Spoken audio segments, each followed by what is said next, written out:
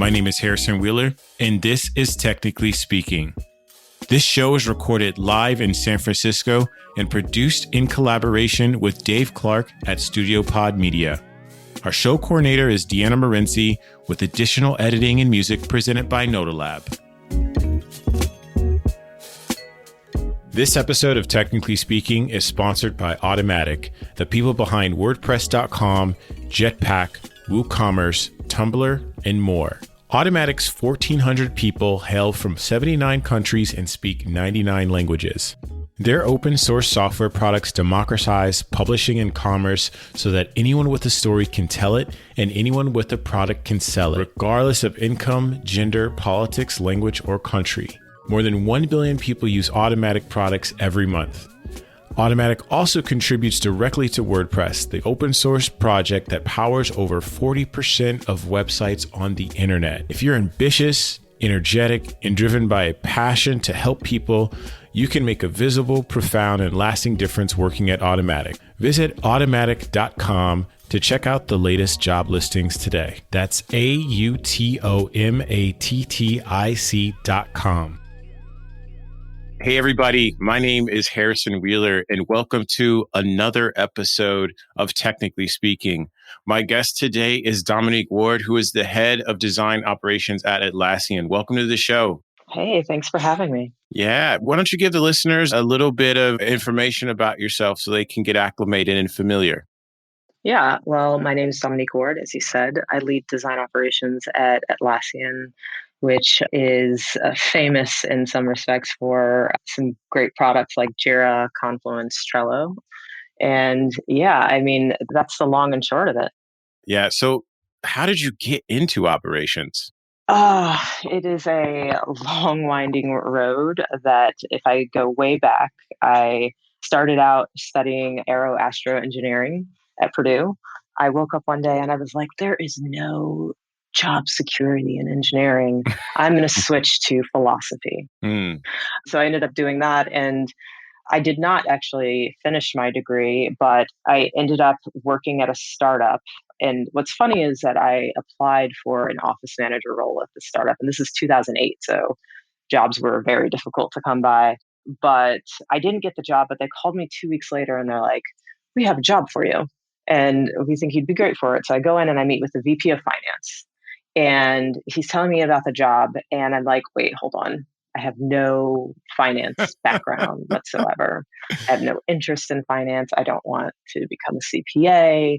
I don't want to be a bookkeeper. And he's like, oh, but I think you can do it. I'm like, absolutely, I can do it, but no interest. And I ended up getting the job and as an analyst on the finance team, and I was the first hire. And from there, I went to Frog Design, the world famous innovation design consultancy. And I started in program management, which I hated.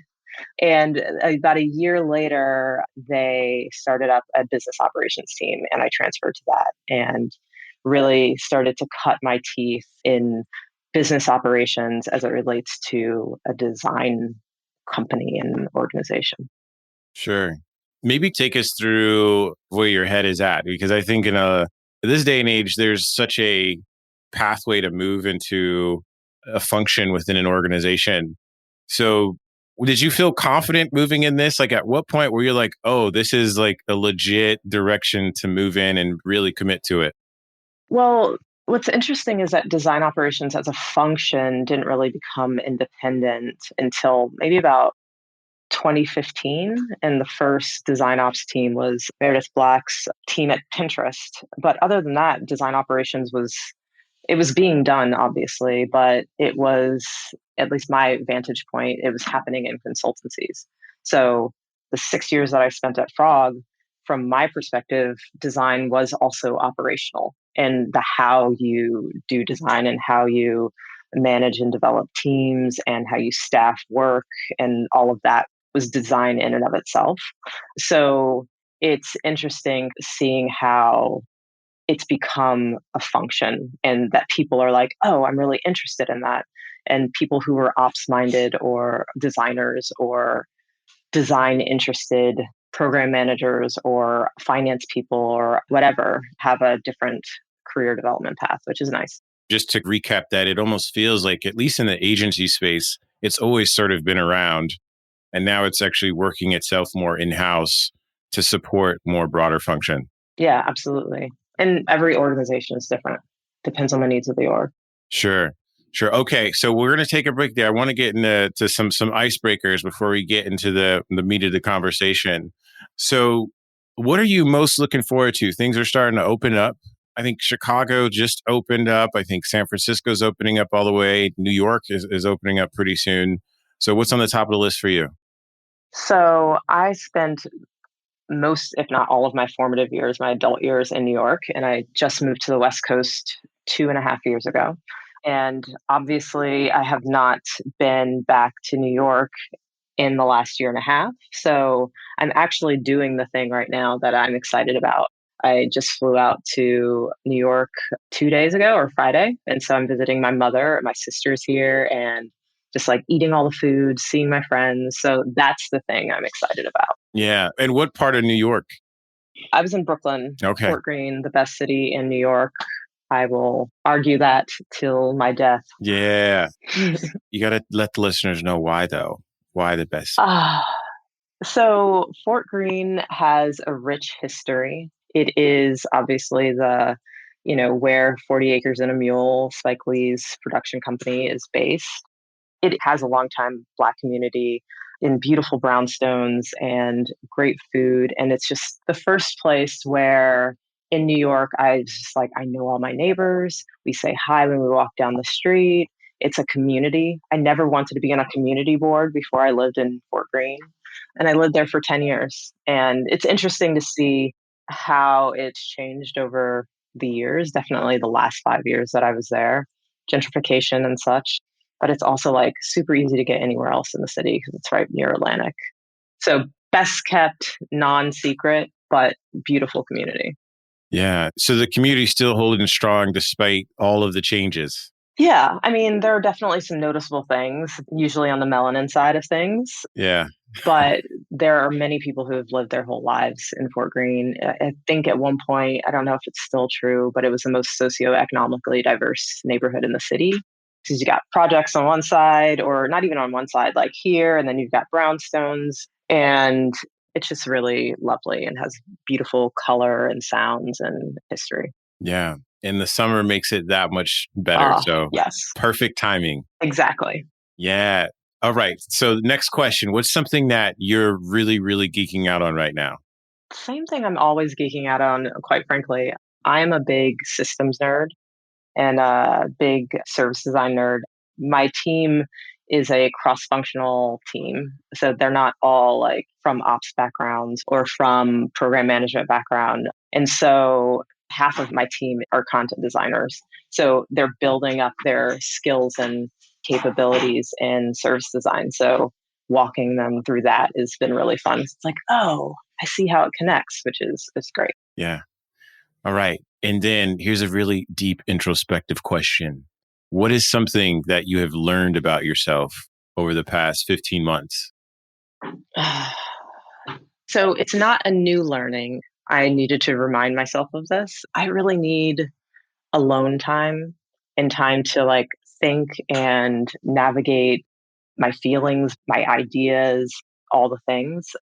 And what was interesting is that my partner and I were long distance for a year and a half before, and we had moved into a new place. She moved to San Francisco, and 5 days before San Francisco went into lockdown. And so we went from long distance to she's literally the only person I see 24 hours a day. Oh, yeah. And she's like an extreme extrovert. So, and I'm an introvert who loves to interact with people, but then walk away, Sure. you know? Yeah. Yeah. So it was definitely just a reminder that you just need space and time to think and getting back to that. And I think like everyone, many people lost their routines at some point and had to find out different ways to mitigate that. And so I think we just moved to LA, and so we have a larger space, we have a house, and it's sunnier than San Francisco. So it's offering new ways to separate and also to find that stillness that I crave. Yeah. I was having a conversation on another recording, And it's amazing that despite the fewer sort of social interactions that we've had, everything in our lives has at least been amplified like 10x. And one of the things that was really interesting, we were talking about more or less like the auditory experiences, and connection almost feels like it happens faster then just because our interactions are more purposeful. But at the same time, before we had so many distractions, we had so much context. And so I think it took a lot longer for our brain to process these things versus now it's just like, it's just a lot. So Yeah, yeah. I feel you on that, especially kind of being separated, but then all of a sudden just seeing someone 20%. We've never even had that before. At least we could go to work for 8 hours and kind of escape that. And Exactly. Exactly. whatever your commute is, that could be your alone time, but you just didn't have any options before. No options. So I'm happy for you that you got more space, and that sun really does make a difference. It does. It does. It does. Especially because my office in our San Francisco apartment was our dining room. So we never got to use it as a dining room. And it was an interior window, like facing like a little alleyway. So it got no natural light. And it was just like sitting in this dungeon all day, especially in the winter. And now, you got the Southern California sun. It feels wonderful. Exactly. And you can appreciate it more because you've lived on the East Coast, you've lived in San Francisco. Yeah. So I feel like there's more appreciation for that. So again, super happy for you. Thank you. And it just means the more sun, the more that you will flourish. I love that. I'm going to use that. Yeah. Awesome. So, hey, let's kind of maybe level set with the audience. Would love to maybe know what exactly is design operations. Mhm. So design operations is different for different teams, but for the most part, or at least my definition, is amplifying the value and impact of design orgs and design teams. And again, that varies from team to team depending on the need of the design org, but it's about how design gets done, the gears that turn it. So that could be anything from figuring out how like the design process and workflow, tooling, to managing budgets, to design program management is a big component in some teams, but it can really run the gamut. I think some orgs are more strategic than others. Some are definitely more heavily program management. Yeah. And it's really great if you catch a team that's newly forming because it can kind of develop into whatever it needs to be. What does the output of it look like? I mean, does it work its way actually into the product? Is there sort of like a thing that consumers can see? Would love to maybe know just kind of like what is the long tail of operations and how does that work its way into what folks interact with on a daily basis? So I think this is the crux of I don't want to say the problem, but the challenge Sure. that many behind the scenes teams have. Any operations, program management function, anyone who makes things happen, EA, right? You a lot of times can't see directly the impact, but the impact is indirect. And no one knows what's happening or what you do until something goes wrong. But I think for some orgs, for example, design system sits under the design operations team, and that's a really good tangible example of how you can see that come out. There are many, especially heads of design and leads who are focused on how do we build capability and uplift skills within the org. And while that's not a direct impact to the customer, it's an indirect because you build skilled and capability within designers that has better output when it comes to the work and what gets into the customer's hands. So it's a tricky question, but that's also kind of like the question that always pops up. If you go to any design ops conference, it's like, how do you measure and communicate the value of design operations beyond just like time saved or dollars saved? You need the ability to storytell and connect those dots. Yeah, I'd imagine too, there's a lot of partnership with leadership as well to be able to advocate for the benefit of it, right? I would almost say, at least from management perspective, to have somebody that is actually partnering with me to help develop learning modules to better my team, even design systems, that opens up so much more space and time to actually focus on solving the hard stuff. Absolutely. I think I stole this and then kind of like remixed it a little bit from Dave Maloof, who is a design ops leader, but he/I said, let designers focus on design work and let design managers focus on managing those designers and pushing the work forward, and let design operations handle everything else. And so that everything else bucket is pretty big and could be whatever's necessary, but it's a lot of times about making space for the work to happen and for teams to work effectively and efficiently and, quite frankly, as resiliently as possible. And I think in the last year and a half, that has become even more clear of the need. Yeah. One of the things that I really love about your story is you were doing this before it was a thing, right? At least at larger sort of design focused organizations. What are sort of the building blocks to building an operations team? And where do you see some opportunities for organizations that may not even have one that are starting to kind of think about it now? So there are a few different versions of design ops teams if you want to put them in buckets. There's the design program management focused design ops, which is really about the management of design work and pushing that forward. So it's just as it sounds like.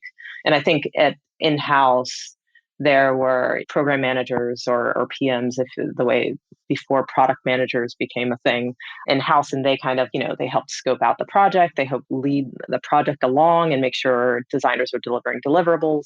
And that same in a different way is happening in-house from a design program management perspective. And then adjacent to that in the smaller capacity is kind of like the managing of budgets and tooling and things like that. My org, the way that I kind of think about it is more in a center of excellence model slash very representative or reflective of my experience, right? Of coming from an operations perspective. And at one point before I was at Atlassian, I was head of business operations at an advertising agency, but it actually ended up being head of all operations, which meant finance ops, business ops, people ops, project ops, and many other ops. And that's the model that I kind of look at it. What is the full spectrum of how things operate and figuring out how to build out those capabilities? And so it's a little bit, in my view, a little bit more robust and looks at things from a broader ecosystem. And so for me, I take a service design approach to building out and my methodology and my team, and really how do things fit into a broader ecosystem? Where do they connect? And how do you make sure that you're not just going through the motions and just like, okay, just trucking along? Because really, literally just taking what has been offloaded to managers or and sometimes designers and just putting it on someone else, as opposed to figuring out how to solve the core problem and getting to how to actually make teams work better. So that's the crux of it. So service design is a really key component of how my team works and how I think about putting it together and how it can impact the broader org. Well, I would imagine if it's a service design approach, you're doing a lot of research yourself to understand where those gaps are, understand how folks are functioning. Out of that, where have you seen some of the biggest opportunities? And you don't have to necessarily relate it to the work that you do directly, but I'm sure there's a community that you're working with, you have peers. What are some of the things that tend to bubble up the most? Yeah. So we have a really big, we have a big design team. It's not enormous like a Facebook, right? But we have about 350 designers, and that does not include our researchers. And we have many, many different teams, and about, I can't even count off the top of my head right now how many products we have, as well as the platform team. And so we have the larger orgs and then the product teams, the platform teams, and then the feature teams. So all these different teams and different triads or squads or whichever configuration the leadership of that stream of work is. So all the pain points that happen tend to get, it feels like an isolated incident, especially if you're on that team. It's like no one else experiences our pain. But if, you have your ears to the ground and you're listening to different people, whether it's, I spend a lot of time working across all of our heads of design and design managers, and then also touching base with like lead designers and also junior designers. And you start to hear things from different pockets. And you're like, this is not unique. This is actually endemic to the org. And so how do you find the solve for the root problem? But you also have to recognize that it's not one size fits all. You may have the same problem within, the design system team, but that solution is not going to work for the agile DevOps team. And so you kind of have to contend with culture because we have a very autonomy driven culture. And so it's like we have the power to solve our own problems, which is great, but it's also extra work. Right. Isn't Atlassian for the most part primarily distributed? Yes. So we are based in Sydney and we have teams and offices from Bangalore to San Francisco, Mountain View, but we are now team anywhere, which means we're not required to go back into the offices whenever the offices may open, which adds a different layer of complexity because you already had teams that were split between Sydney and San Francisco or Sydney and Mountain View. And now what happens when some of those team members move to New Orleans or to Toronto? So we're still working out what that looks like or what that will look like. But the teams in the past in Sydney, most of them were co-located, which was not the case with the ones in the US. Most of them were distributed. So it's kind of like, how do you balance that? So it's definitely making sure you have the ear to the ground. When I started, I did probably about a month and a half of just like listening sessions and hearing about pain points and figuring out where the gaps were. And that happens periodically, both through surveys. We have a company-wide survey where we get a sense of how people are feeling and how people are working on teams because we're the teamwork company, right? And then things that surface just in every day. And that gives us an idea of where we can find opportunity spaces to either mitigate a pain point or to help share learnings. Because I think that's also something that many teams are experiencing, especially with work from home, is that many managers, for example, don't have great visibility into what's happening or find it really difficult to figure out what's happening with every single member of their team. And so how do you connect the dots there? Yeah.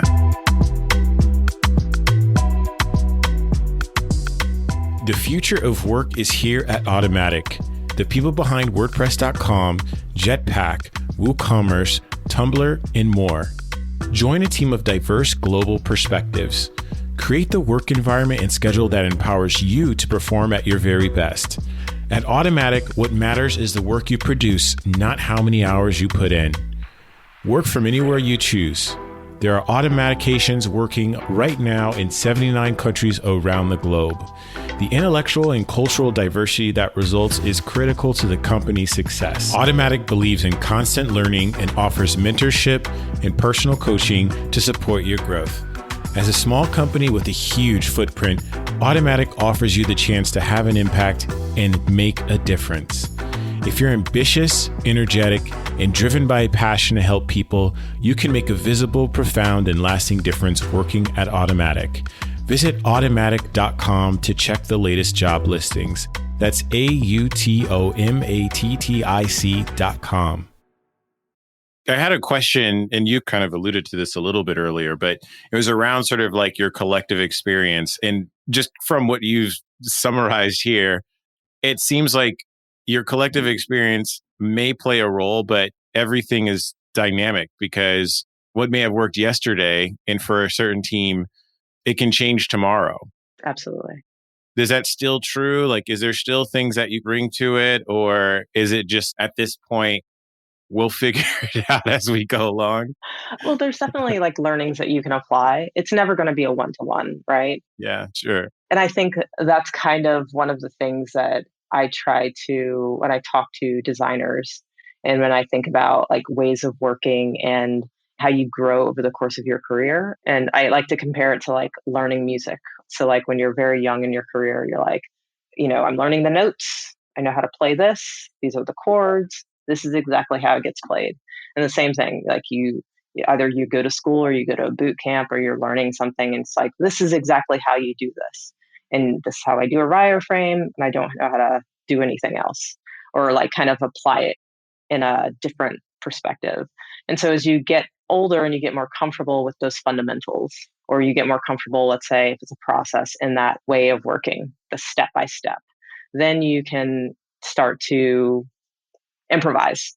And so it's like, oh, I know all the basic chords, I know the theory, and then I can just like, ooh, yeah, I can add my little riff in here. But then when you start to master that, you then can get together with other people who've mastered their instrument and mastered the theory and all those things, and then you can improvise together, you can jam. And then when you get really skilled and you get together with other people, you can make jazz.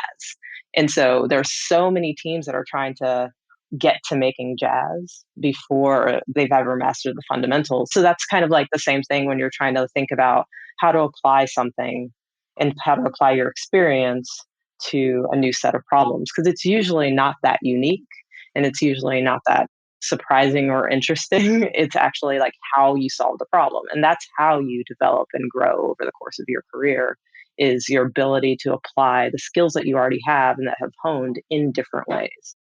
Right, right. So how do folks get into a career in operations, at least in 2021?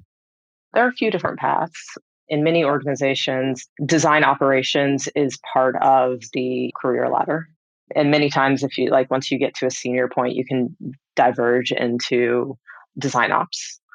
Also, because it's like a newer field. So many of the people who have newer field in quotation marks, but many of the people who have been in design operations over the past 5 years, again, came from agencies, were designers themselves, were program managers, there are a few of us who were in business operations at agencies. And so it was a natural transition. But now you have a lot of new people who are like interested in it. And so many of those are designers turn operators, or people who have worked like in finance, or are actually quite junior, who are like, oh, this is the avenue that I would like to go in. There's no like right way, but obviously design program management, also design management. Many design managers are really interested in, because that's at a certain point in your career, you find that you're doing a lot of more operational things Yeah. and not necessarily like in the weeds, like you're not pixel pushing and you're not actually managing on the ground work, especially if you're more senior. Yeah. Have you seen a lot of that happening from design managers? That's really, really interesting insight there. Yeah, I mean, the person who was in my role before me, Tim Pacciola, he's also a former Frog, and he was a creative director at Frog in Sydney before he joined Atlassian, and he was interested in operational side of it, and so he switched over to design ops and led our design ops function. And then, about a year in, he was like, I'd rather go back to design.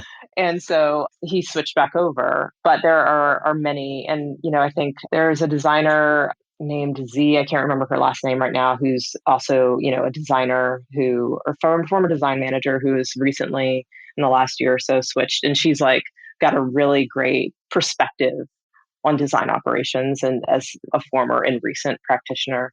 So I think it's really interesting, especially if you don't necessarily want to be in the weeds anymore, like navigating and making trade-offs with your PM and engineering counterparts, which is not to say that you don't make trade-offs in design operations. I don't want to give that false impression. Sure.